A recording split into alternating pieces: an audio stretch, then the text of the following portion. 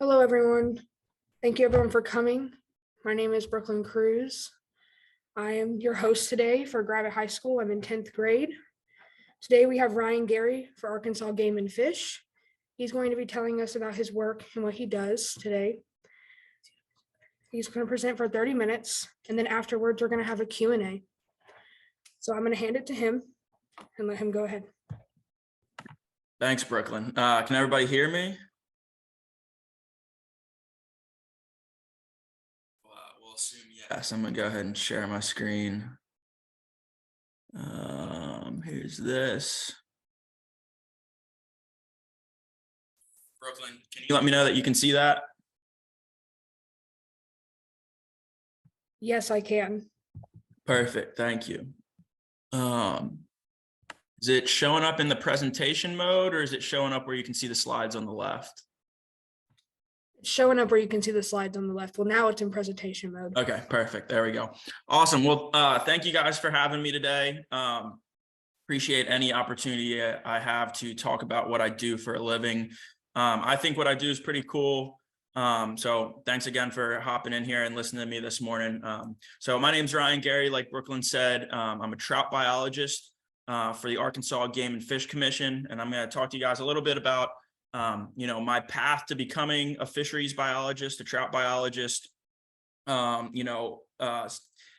then also what I do on a day-to-day basis. And then if you're interested in this or a similar career path, what you can do to kind of figure out what you exactly want to do or how to get to where I'm at. So starting off, if you are interested in being outside, if you love to hike, camp, canoe, hunt, fish, this is a career path or a field that could be really interesting and be really great for you. That's how I got into it. I grew up and I loved being outside. I loved fishing. I loved hunting. I just loved being outside and enjoying nature. And my dad was also a biologist. And so he kind of always took me out fishing and hunting and playing outside, and being able to follow his lead is how I kind of got into this field. And I'll give you a little bit of a background of how I grew up and my path to becoming, a biologist where I am now. So I grew up in Baltimore, Maryland, as you can see over on that star over on the right. And I really grew up spending a lot of time outside, fishing and hunting, like I said. And I really just enjoyed, being outdoors and following my dad to work. And I saw what he did for a living, and I really enjoyed that. So when I finished high school, I decided to go pursue that career path of being a biologist. And I moved down to Baton Rouge, Louisiana, and majored in Fisheries Science. I know when a lot of people think about going to college and majoring and, what you might do, I don't know if any of you guys have ever thought about that yet.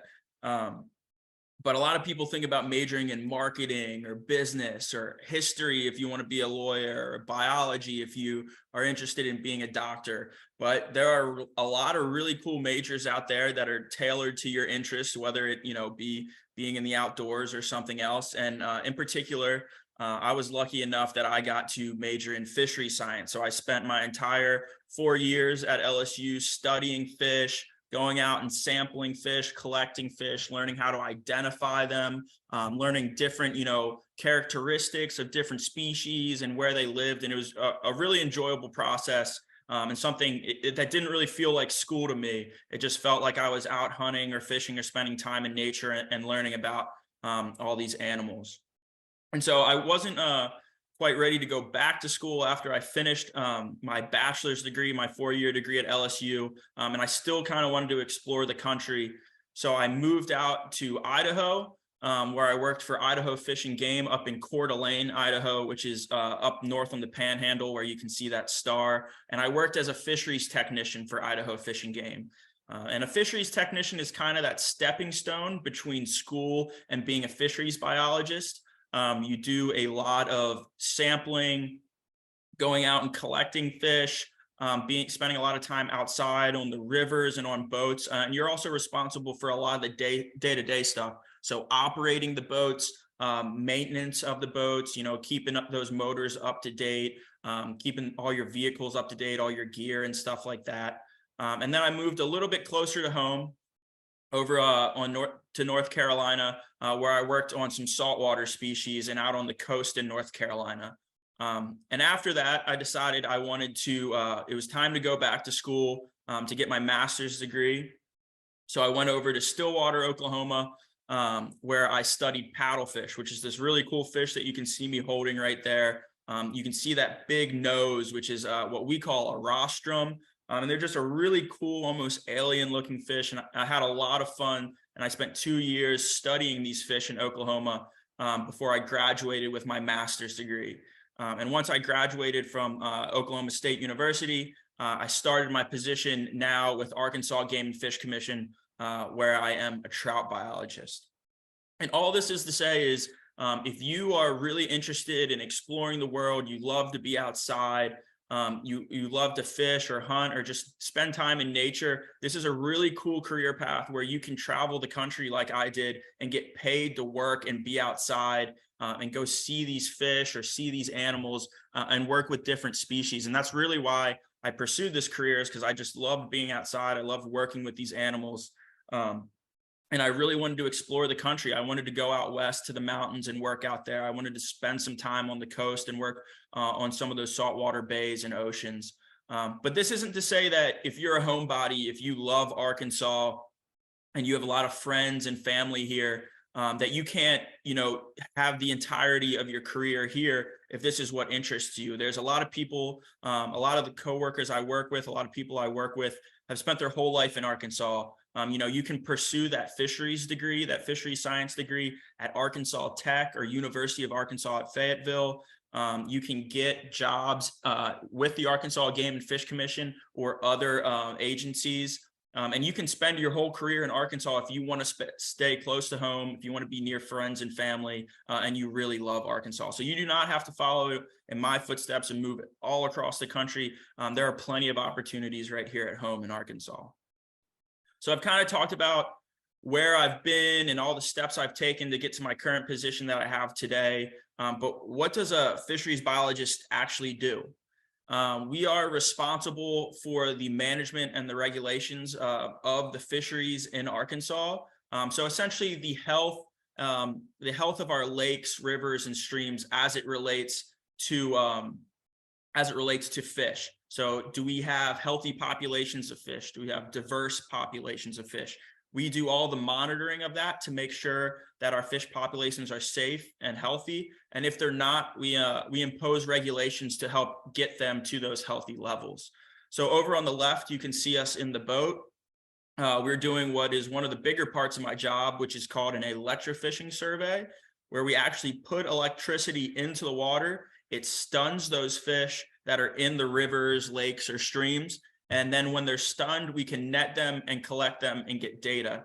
So this electricity doesn't actually hurt these fish. It just stuns them and allows us to capture them so we can get some data from them. And on this video right here, you can see afterwards. So we've already collected this fish during the electrofishing survey, and we're now what's doing called working them up or getting length and weight data and some other data from them. And I will play this video. So you can see my coworker measuring them here. He's going to read out a length. Somebody will record that length, and then he'll pass it over onto the scale where they'll take a weight of that fish. And then you also see him grab a fish right here and hold it up, or I might have to read. He'll hold it up to this halo, and holding it up to that halo, he's looking for a tag. So this survey kind of does a couple different things. Like I said, we can see how big the fish are, how long or how heavy they are, how healthy these fish are. We can see how many fish are out in the river. We can see how many different species we have. What is the composition of fish in some of these lakes, rivers, or streams. And then when he holds those fish up to that halo, he's looking for that tag. So one of the other things we can do on these surveys is look at fish movement and growth. So these pit tags are what we use to tag our fish. And they're very similar to what you would put in your dog if you get a new dog or puppy, if it gets lost and the vet wants to find its owner. So very similar to something that you would put in your dog. We just put these in fish, and it gives an individual ID number to these fish. So anytime we recapture a fish and we scan looking for that tag, we know it's a fish that we've caught previously. So we can use this information to look at fish the first time we've captured them and the second, third, or fourth time we might have captured them to see how they grow. Are they growing really fast? Is this a really healthy population of fish? Or are they growing slower? And we need to look into why these fish aren't growing or aren't as healthy as they could be. Another really cool thing that we can do with these tags is you can see on that tag reader over on the right, it has a GPS inside. So the first time we tag that fish and we scan it, it will record that GPS location so we can see where that fish was first captured. And then all captures afterwards. So if we recapture that fish maybe 2, 3, 4 times, that pit tag reader is also going to find those locations. So we can actually see how this fish is moving throughout our rivers. And we can use that for additional information to help us regulate and monitor the health of these fisheries. So you can see here over on the left, this is Beaver Lake, that pool up to the left, and then that's the White River coming out of Beaver Lake on the bottom. And these 3 dots that you see moving around the screen are actually fish that we've tagged and captured and then recaptured. So this is just an example of us using that tagging data to see how these fish move throughout the river. And we use this data, like I said, to monitor, how these fish populations move about in the river, and also how effective some of our regulations are. If these fish live in a catch and release area their entire time, they will never be able to be caught and kept for food. Whereas if we see these fish moving in and out of catch and release areas, our regulations might not be as effective as protecting these fish as we thought they were. So another thing that we do is we also talk to anglers. I talked a little bit about that research we did going out and working with fish, tagging them, measuring, weighing them, but we also work with people as well. So this is an example here where we're out talking to an angler, and we might ask him, how many days a week do you fish, or what do you like to fish for? How many fish have you caught today? Or what your opinion is on certain things. Do you like to catch a lot of fish, or do you like to catch big fish? Things like that.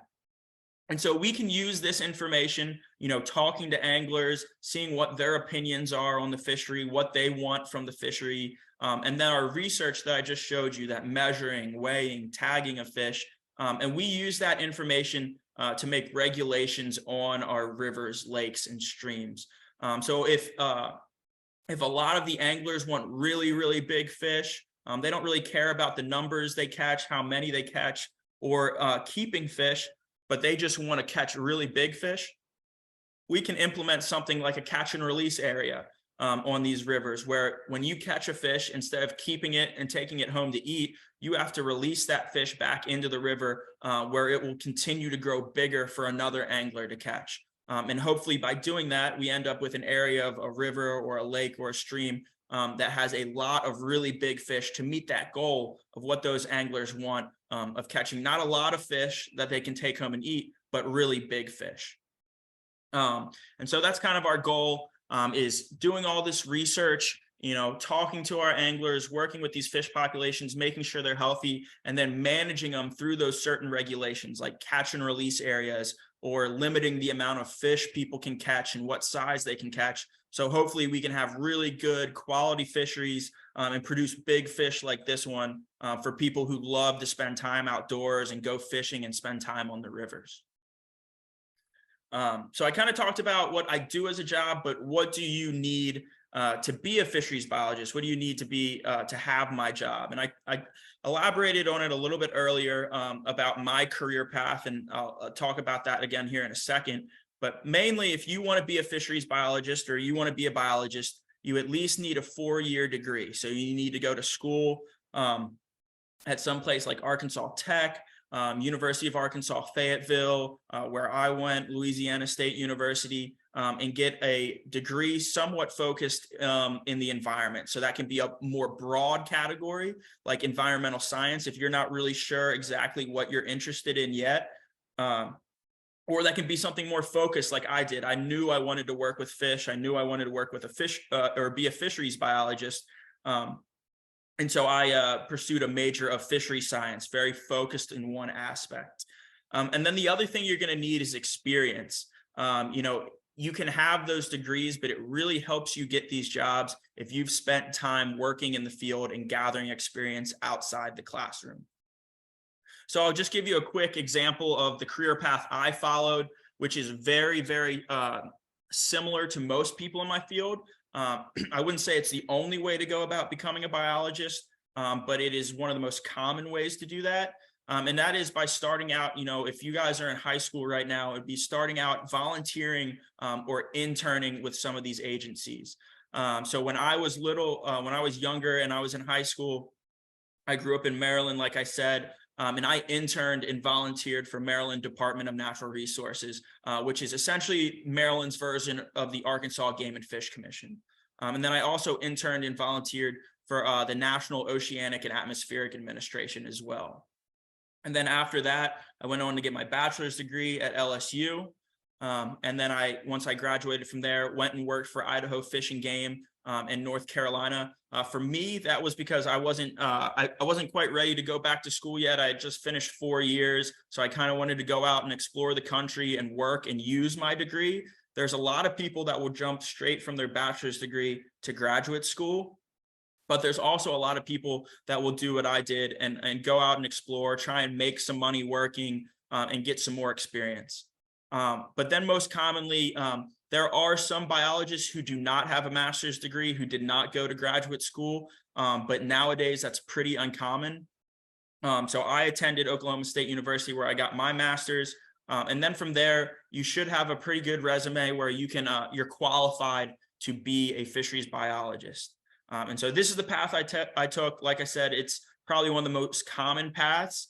There's a lot of people who do different things. Like I said, there's some people who don't have master's degrees. There's some people who don't become technicians. They just go from their bachelor's straight to their master's degree. So it's not a one size fits all, but this is a very common path. And so what if you're not interested in freshwater fish?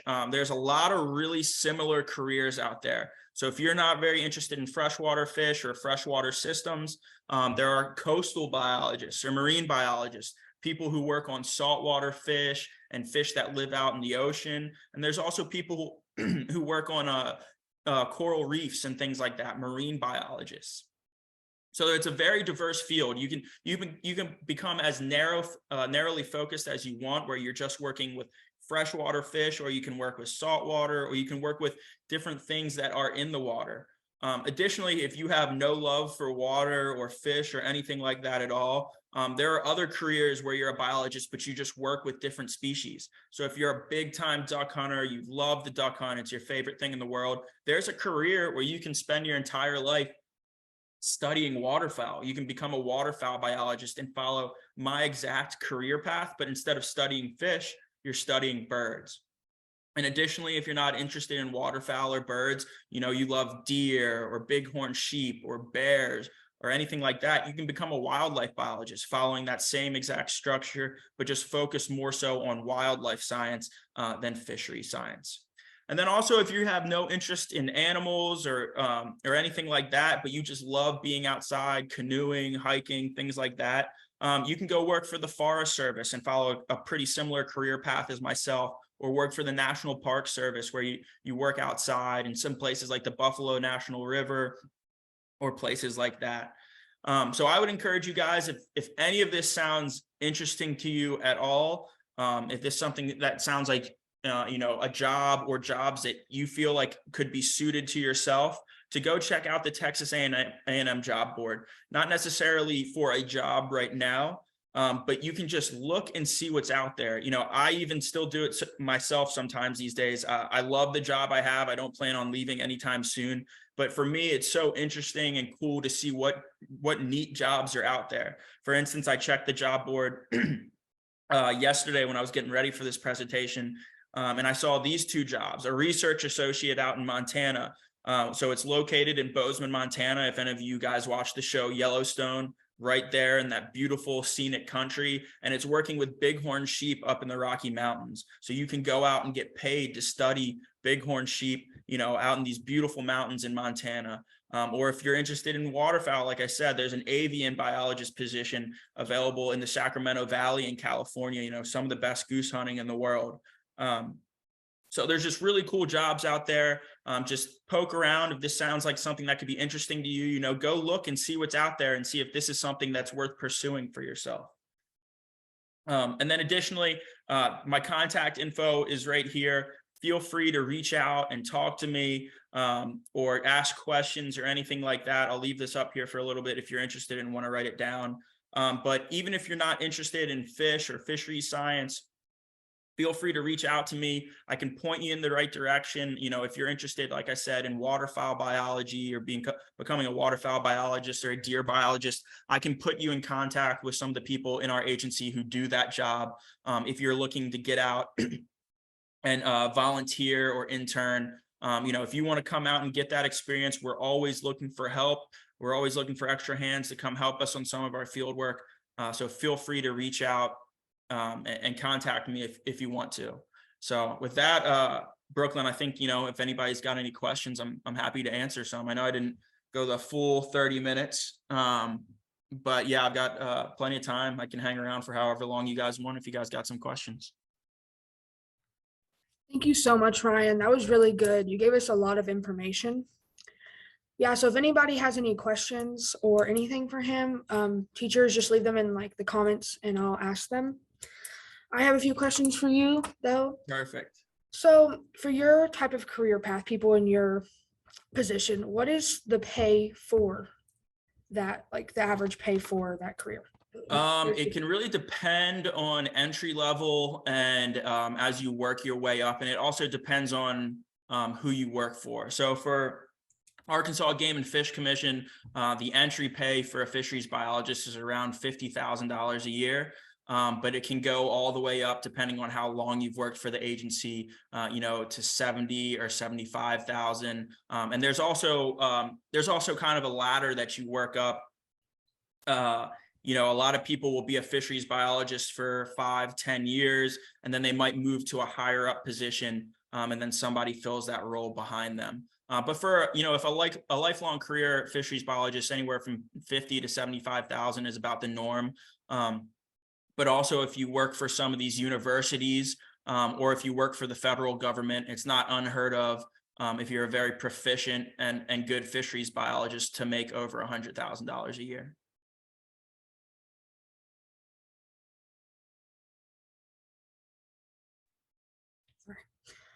How would you be able to advance in your field? Like, what are some ways to advance in your field? For me, it's just kind of not necessarily like moving up the ladder, I guess. So the way that my program is set up, there are 3 biologists. There are 2 of me, so we have the same role. We're just regular fisheries biologists. And then my boss is a supervisor biologist who is the lead trout biologist for the state. So you can move up by taking on supervisory roles where you're overseeing other biologists, and then you can continue to move up where you're overseeing other departments, or you're overseeing entire departments of biologists. Thank you. Somebody in the comments said, what kind of fine is associated with not releasing a catch and release tagged fish? Do they have trackers to know where they went?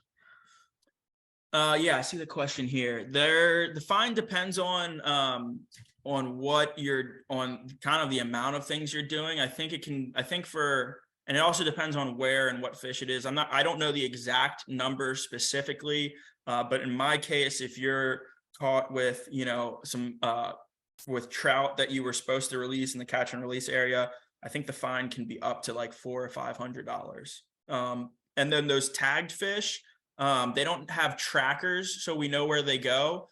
It's whenever we scan them, we collect a GPS position of where we are with that fish. So we can't actively watch them swim around in the water and things like that. So we don't have active tracking per se, but whenever we recapture that fish is when we know and we can record the location of that particular fish. Okay. Oh, I think So, I think we misread that question. It said, what kind of fine is associated with not releasing a tagged fish? And there's no fine as long as you do it legally. So if that fish is in a area where it's legal to catch it, it's perfectly fine. We have a lot of people who catch and keep our tagged fish and then will return those tags to us. So completely legal if you catch a tagged fish and you want to take it home and eat it. okay, thank you for that. Um, if it were you, how physically and mentally demanding is your job, in your opinion? First start out, so those fishery technician positions that I was talking about when I worked in Idaho and North Carolina, they can be pretty physically demanding depending on what part of the country you live in. So when I was living in Idaho, we were hiking into lakes pretty much on a weekly basis. So, we'd hike into like 2 or 3 high mountain lakes a week, and we'd be hiking in 10 miles and hiking out 10 miles, and you're carrying all your gear with you. Or when I was working in North Carolina, we were working on some big boats and hauling a lot of big nets to collect our fish. So those fishery technician positions can be kind of laborious physically. But once you get to the biologist position, you spend a little bit more time in the office working and analyzing data rather than out in the field collecting it. So I would say as you move up, it's pretty physically demanding when you first start, but kind of as you move throughout the system, as you become a fisheries biologist, as you become a supervisor biologist, as you move up the chain, it becomes less physically demanding and more mentally straining, because you're more working with people and working with data and problems. So when you first start out, kind of physically demanding, but as you and not as mentally straining, but as you move through your career, the physical part kind of lessens, and the mentally demanding part increases. All right, switching topics a little bit here. What made you move to Arkansas? And how did you get your job here? How did you get your job here? So speaking of the Texas A&M job board, is pretty much how I've found all of my jobs. So I go on there in college, when I was working technician positions in grad school, and that's where I would find all my jobs. So I saw the Arkansas job get posted on the Texas A&M job board, and I applied to it. And I was lucky enough to be offered the position when I interviewed for it. And the reason I moved to Arkansas was mainly because of work. I wanted to be a fisheries biologist. This was a great opportunity to do that. And I'm not sure how familiar people in the Zoom right now are familiar with the White River and the trout fishing that we have in Arkansas. But I'm a huge trout fisherman. I love to fly fish. And the White River that I work on particularly, and that I live very close to, is some of the best fly fishing in the country for trout. So it was half I wanted to be a fisheries biologist, and this was a great opportunity, great job. Arkansas is a great agency to work for, but also I got the opportunity to work on and fish one of the best streams, one of the best rivers in the country. Okay, thank you. Somebody in the comments said, what kind of volunteer or intern positions might be open to kids in high school? So volunteer positions are always just typically field work. So when we come out and we do those electrofishing surveys, we're always looking for hands to help us measure, tag, weigh fish. So we're always looking for people to come out and do that with us. Just give us an extra set of hands and help us do it a little bit faster. So if you reach out to me and you text me or you email me, I'll probably put you in contact with myself, or if you live in a different area, I'll put you in contact with one of my coworkers who's a biologist close to wherever you live, so you can come out and you can help them with their field work. And then there's also some internships that we have, like there's the AFS, which is the American Fisheries Society Hutton Scholarship, which is open to high school students. And I think it's actually, I can't remember if it's still open right now, but essentially you apply for that scholarship. And if you win that scholarship, you work with one of our biologists at the Arkansas Game and Fish Commission over the course of the whole summer. I think it's maybe 2 months, 2.5 months, and you get paid all summer to go out and work and help us do our field work. So that's any volunteer opportunity, just reach out to me, or I can put you in contact with a fisheries biologist that's closer to just go out and help them with their field work. But also I can look into that AFS Hutton scholarship program and see if it's still open. And that's a great opportunity. It's an amazing thing if you can get awarded it to put on your resume, and you get paid to do essentially the fun parts of my job all summer. You know, I spend some time in the office working with data, writing emails and stuff like that. The fun part of my job is being out in the field and collecting and working with fish. So if you win that Hutton scholarship program, you know, you get selected this summer to get paid to run around and sample and play on boats and measure and weigh fish and all that kind of cool stuff. Thank you. Why do you think Arkansas is a good company to work with, the one you're working with, and what are some of your favorite things about that company? So the Game and Fish Commission is great to work for me. They may not, you know, in compared to other careers like lawyers or doctors or others, so they might not pay as well, but they have great benefits. Some things I'm sure you guys aren't really thinking about all that much, but they provide great health care. They have great paid time off.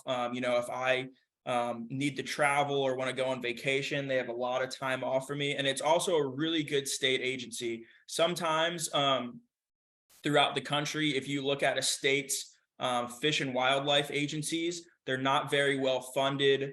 They don't pay a lot. They don't really have great equipment because their budget is small.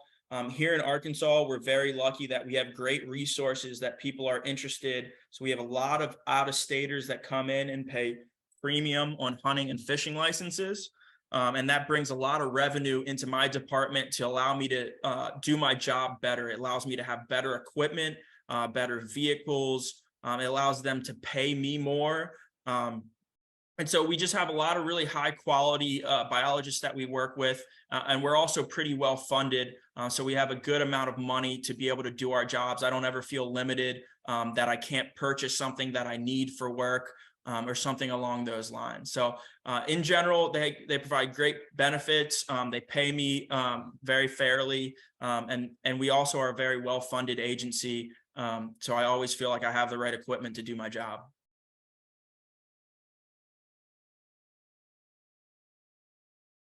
Okay, thank you so much again. What would you say, what are some specific like math, communication, or writing skills that you use the most? Like, is there specific skills that you have to use the most or that you need? I write a lot more than people would probably think. That's probably my main, you know, if I'm not out in the field, I'm writing a scientific report about the results from a study we did. But I would think one of the things that people don't think about the most is this job requires a lot of people skills.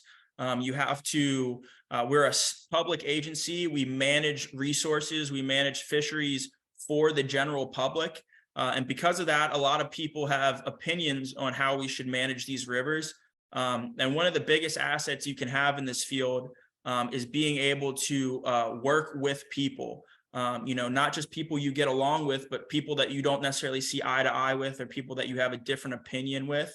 And so being able to work with the public, having those skills, you know, when people are upset or angry about a regulation or about something that's going on, being able to talk with them calmly and explain your situation is really a skill set that I don't think a lot of people think is required to be a fisheries biologist, but certainly is.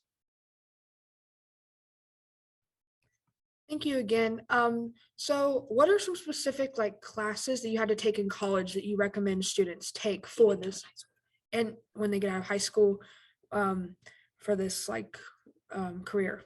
Yeah. So if you end up, you know, choosing a broader major like environmental science or biology, and you're interested in becoming a fisheries biologist, there's a lot of classes you can take to kind of bolster your resume. If you end up majoring in fisheries science or choosing to major in fisheries science, you'll probably end up taking these anyway as a requirement. But a lot of the classes that I liked were fish biology.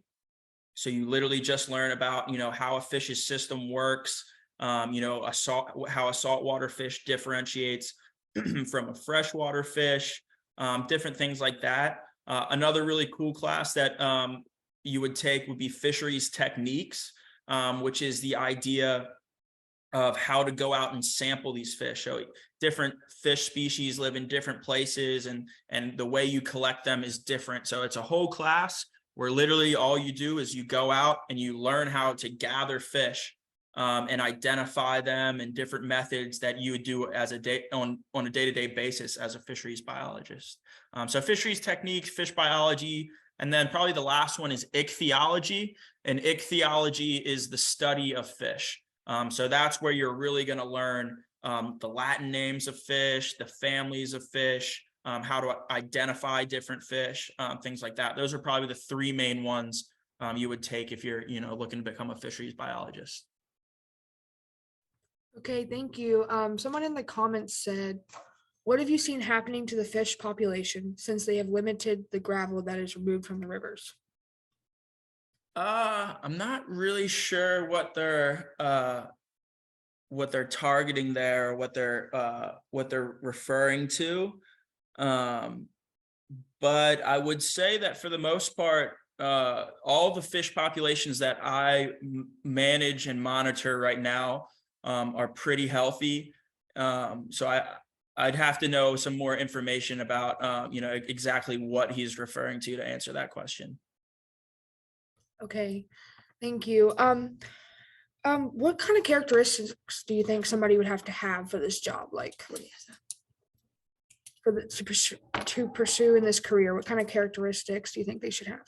I think they should certainly be interested in the outdoors. I think if you want to be a biologist, a wildlife biologist, a fish biologist, anything like that, and you're getting dirty or getting muddy or camping outside is not something you enjoy, I'm not quite sure that this is the right career path for you. So I think you really need to have a love for the outdoors, a love for protecting the outdoors, for conserving fish and wildlife populations, because it's going to become your full-time job. There's some people who enjoy fishing or who enjoy hunting, that once it becomes their job, it feels a little bit more, it's a little bit harder to do. So you really have to have a love and an affinity for the outdoors to do this job.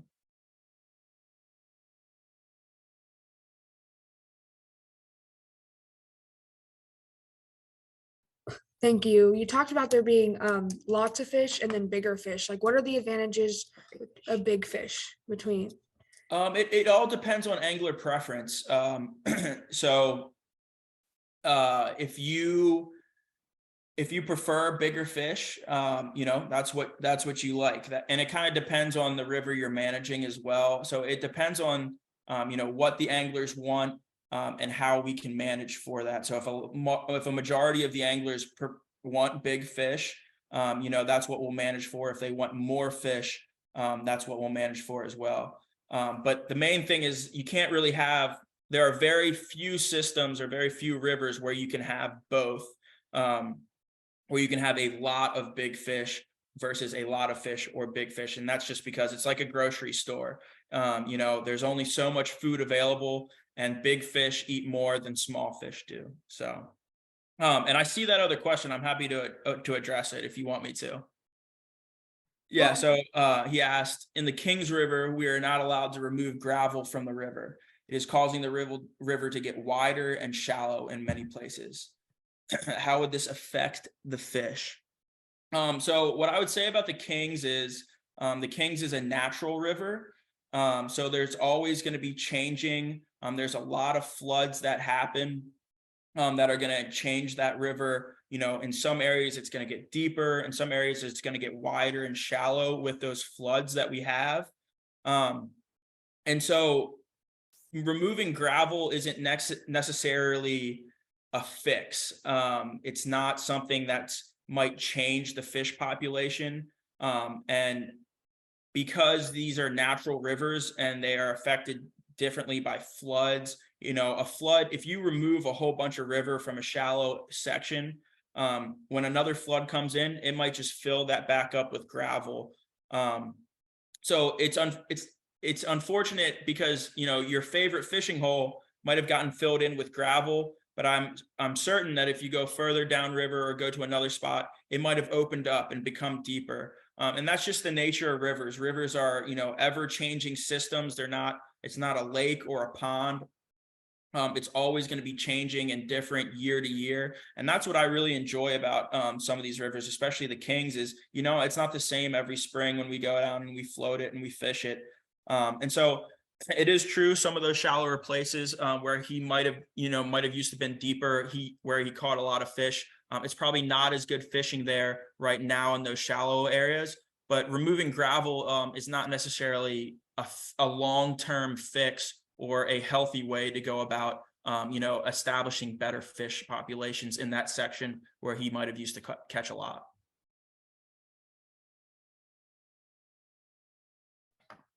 So I was wondering if you could elaborate on what an angler is a little more. So an angler is just anyone who likes to fish. If Brooklyn goes out for a day and purchases a fishing license and you fish for a day, you're an angler, and you have a say in how we manage our resources and the limits that we put on how many fish you can take out and the catch and release sections. So anybody who comes to Arkansas, purchases a fishing license and spends a day out on the river is an angler, and you have a say in how we manage our resources. Would you say the threat of the global warming or the change in the environment in the last 2 years has any effect on the fish in any way? Have you seen a change in Arkansas? In the last how many years? 2 years or so? I'm not quite certain in the last few years. I think in the long term, certainly. And it's more so not maybe by increasing temperatures a little bit, but the main thing that we're seeing affecting us is, the change in precipitation and things like that. So if you've looked at the last 10, 15 years, you might notice that we're just having a lot more precipitation in the spring. We're seeing a lot more floods over on the Buffalo or some of our rivers. And that's really what's affecting us the most. I think increasing temperatures on the horizon will affect some of our fisheries, but more so it's the changes in precipitation, the large storms that dump a lot of water on our rivers and cause that flooding, and then the prolonged absence of precipitation. Like last spring, we had a lot of really big floods, and then over the summer, we went 5 or 6 months, without not 5 or 6, probably 4-ish months without a whole lot of precipitation, if any at all. So those are probably the main threats to our fish populations caused by climate change. Well, Ryan, thank you so much. If there's anything else you'd like to add onto your presentation, or if there's any more questions from anyone and like the teachers or the classes, feel free to ask now because we're about to wrap up. Or anything? Yeah, no, I think that about covered everything. I'd just like to emphasize, if people want to volunteer or they want to reach out, my contact info is right there, and I hope you guys would pass that along. And I'm always open to people reaching out and looking to get into the field. So do not hesitate at all to reach out if you have any comments or questions, or you want to come out and help us out for the day.